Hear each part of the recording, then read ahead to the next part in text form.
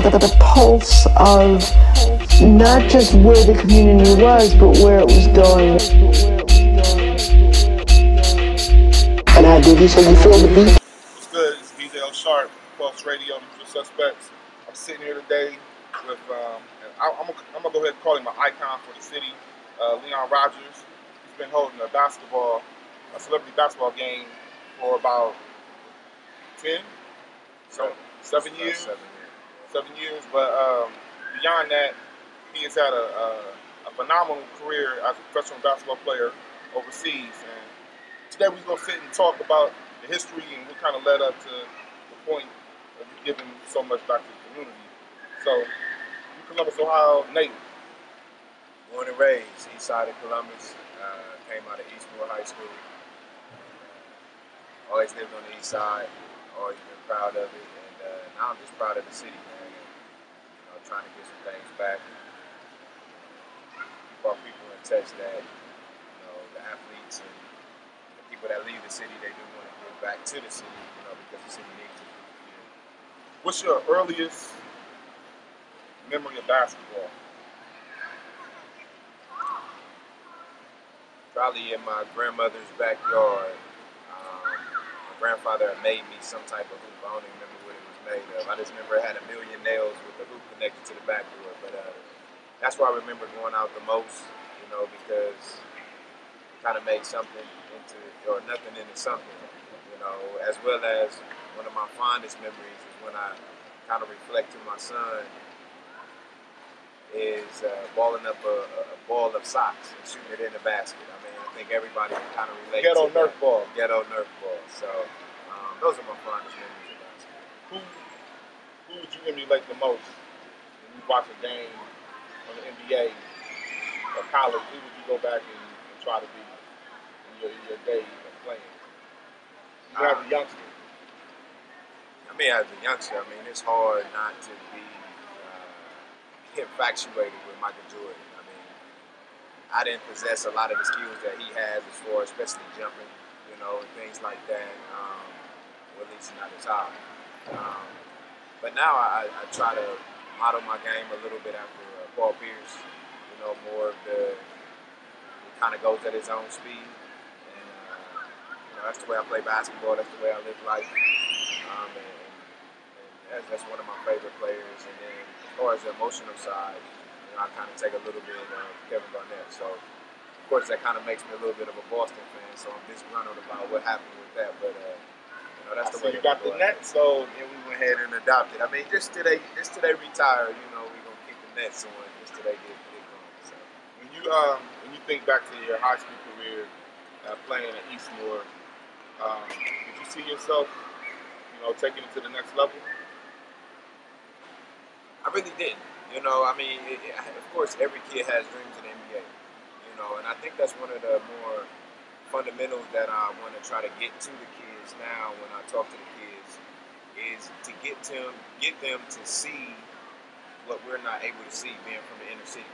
Because we only see what's in Columbus. We don't know what's in Chicago, what's in LA, what's overseas, what's in the NBA. We don't see it, So a lot of times if you're not seeing it, it's hard for us to understand it. And that's why it's almost a thing when people learn with words and some people learn with, actions and a lot of times by mistakes. So those are the type of things that I'm trying to get our kids to, give them the advantage of having some experience by at least seeing it or at least by hearing it. Now, every child that's played basketball and gone on to be at least 6 something, most people expect them to go to the NBA. What has your experience been with the NBA? I know you've had a great career overseas. How has that NBA experience been? I've always kind of been the guy to, it kind of works with overseas and NBA is where you get that contract to go overseas before you get the invite to go to the NBA. So I've always took the guaranteed money. Coming out of college, I was invited with Milwaukee and a bunch of other teams just for workouts, but I always took the guaranteed money because I had a son at an early age. So by the time I came out, the NBA it was I hate to say it, but it was about being able to support my family. So that's what I took instead of the chance that a lot of guys take. Let me go try to make it into the NBA well, I already knew I made it overseas. You know, as far as being accepted and being able to get a paycheck, which is the route that I chose. However, um, you know, probably after the 5th season of playing European basketball, I was invited to Memphis Grizzlies veteran camp, which is what you want to get to. You know, that means that you are the top 16, top 17 guys that they want for that year. And I was able to stay there until mid-January, and it was actually an exciting season because I got to play with guys like Zach Randolph, you know, O.J. Mayo, Mike Conley. Um, I was even on the team with Allen Iverson, which was like traveling with the Beatles. You know, those are some stories and memories that I'll probably never forget, and I'm always excited to tell because, I mean, you know, Iverson being so small and being able to impact so many people, you would just see people break down and cry when they saw him. Like it was just amazing to travel with him and experience some even just basketball with him. You know, he was so gifted, and this was at his later career, in his, you know, the later stage in his career. However, he still was just looked at him like, wow, you know, and to be able to play beside him and to be able to call him Chuck and all that stuff. I mean, that's just those are. I remember watching him in high school. I mean, that's like a dream come true, you know. So those are all some of the memories that I had with my short stint, you know, in the NBA. But my sons got to see me play my first NBA game. That was all a great memory, but it showed me a lot. I mean, it also gives me the confidence and the charisma, I'll say, to play against anybody in the world because I know I can. Yeah. You know, so it's a difference of doing it, and I think I can, but the charisma is more where I come in and I know and I act The confidence. like I can. Well, you've had because I've done the research. I've seen some of the write-ups from overseas. Like you put up MVP numbers almost basically your whole career as a player overseas. You played in China, uh, France, Germany, Russia, but you know to be of a caliber like I've read they considered you one of the top players in those leagues your whole career. So what has that been like? That's just been, I just thank God for that. You know, I've always been a guy that try to market myself. So, you know, and a lot of this, you know, especially what we see in the NBA and even overseas is entertainment. So I've always tried to, you know, be the guy that shakes every fan's hand, that doesn't turn down an autograph, that, you know, gives my best performance every time I try to walk on the court. I know it's not just for me. It's for the fans that are on the front of my shirt, and it's for my family that's on the back of my shirt. So, and I always try to play with that motto. And, you know, thus far it's been able to keep me successful. Um, and it gives me that challenge every day. It's almost like when you go to work, what am I going to work for? You know, and if I keep that motto, I know every day I go to work, I got something to work for. You know, not just with my sons and not my family, but I'm working for the kid that's watching me that is Chinese or that is Russian. That's like, man, he's my favorite player.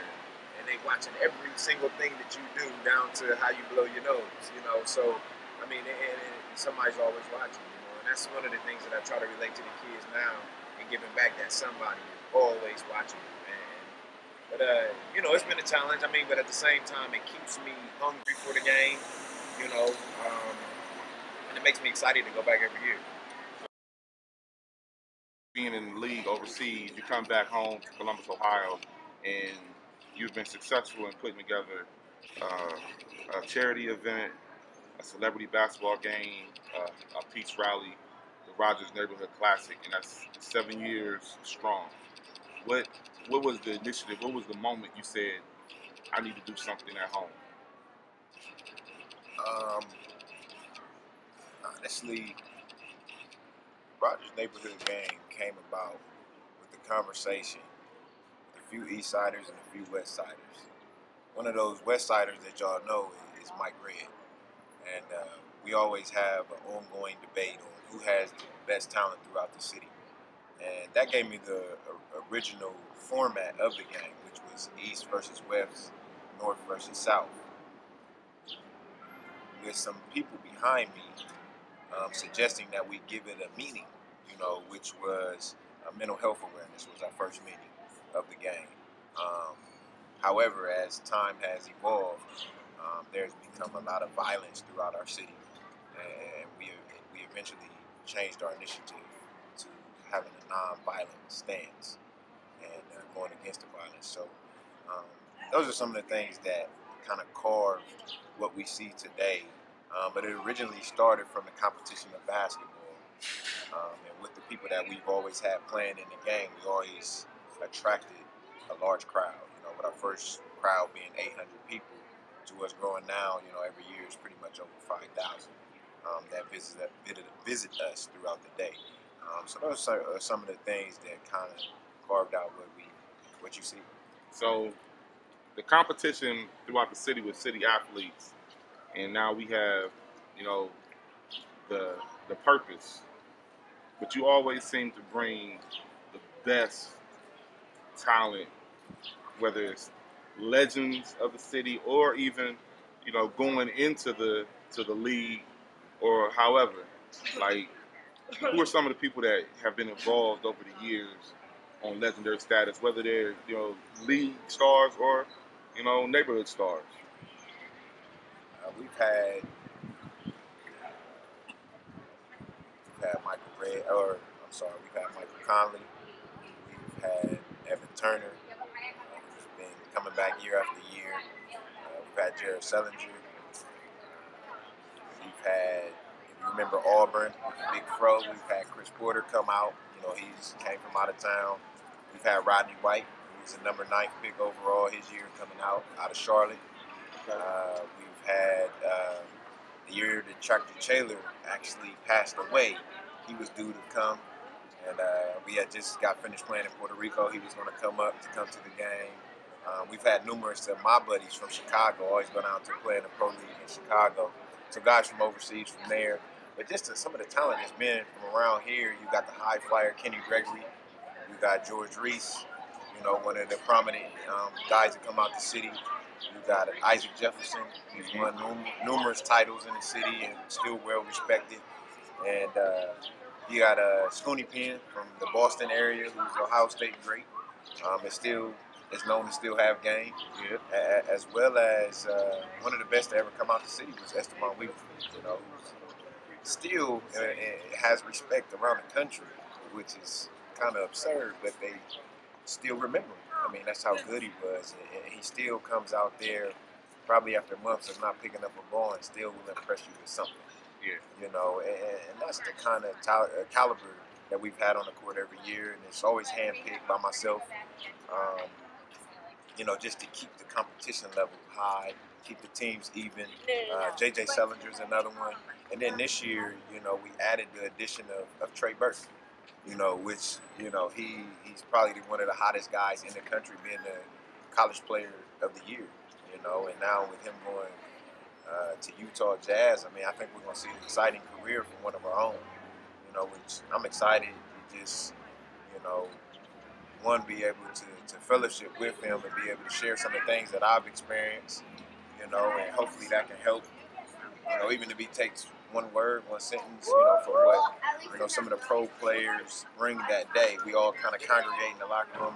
It's just one of the things that you don't forget throughout the summer. It's just a day that you look forward to. So this year, I think it had a great meaning to have Trey Burke there. For all those that didn't see the game or don't come or haven't been to one yet, this game, it just has storybook ending, for Trey, coming home after being at Michigan, and now we've watched him get drafted and all the high expectations. But, to watch him play amongst the greats in the city, it's almost his initiation into this brotherhood, to a Hall of Fame, so to speak. But he was able to put on a show in those last minutes and hit that game-winning three-pointer. How did that, being, the father of all of what's going on in that day and watching it from, being on the floor, but, you have to watch it too as being, I put this together. How did that feel to see that moment for him and that moment for the game? you know, it started off the day. I mean, even leading up to that day, you know, on Thursday we went on a couple interviews, and on Friday on the radio and on TV, and he kept saying, you know, I'm not gonna really play that many minutes if I play, you know. And even his father Benji, he was saying, you know, Leon, Trey's not gonna play, and even Jared, I'm not gonna really play. You know, I'm gonna suit up, I'm gonna do the layup line, you know. But the great thing about that is when I see their face, when they see our people from the community coming to the building to support them. You know, the kids running up to them, even the parents wanting pictures with those guys. They want to perform for their community. You know, and it's not the 20,000 people or 10,000 people that you may see at an NBA game. That this means a lot to them. You know, and for instance, Trey that day, I'm gonna play the first 5 minutes, the last 5 minutes. Every time you looked at Trey coming out the game, put me back in the game, put me back in the game, you know. And those are some of the things that keeps this game going every year. We've never had more than a 5-point win, you know, because it's always been that where even if a team gets up 15, 20 points, you know they're going to make their mark and run back, you know, and come back and try to, you know, captivate the audience or, you know, bring the guys back in. So those are some of the moments that make me proud to be a part, proud to have started it, proud to try to keep it going, you know, and hopefully now that we've added the Team Sully versus Team Burke aspect of that day, I think we're going to see some interesting names come through here in the next few years. Well, 7 years is a good run. I'm glad to be a part of it, to participate just in the aspect of the music. Um, I expect great things coming, in the next 7 years to see, all the talent, because you have the 3-on-3 game and some of those kids, just watching those kids, coming up. Like, we are looking at the next crop of stars that are going to be playing in that celebrity game. So, thanks for taking the time out. It's always good always to holler at the man. folks that make the city move. It's always a pleasure, man. I mean, you always do your thing on the ones and twos. We always, proud to have you out there. I mean, you're one of the earliest DJs that I know around in the city that's been doing it for a long time as well. We always have you a part of the day, and I thank you for inviting me to the interview.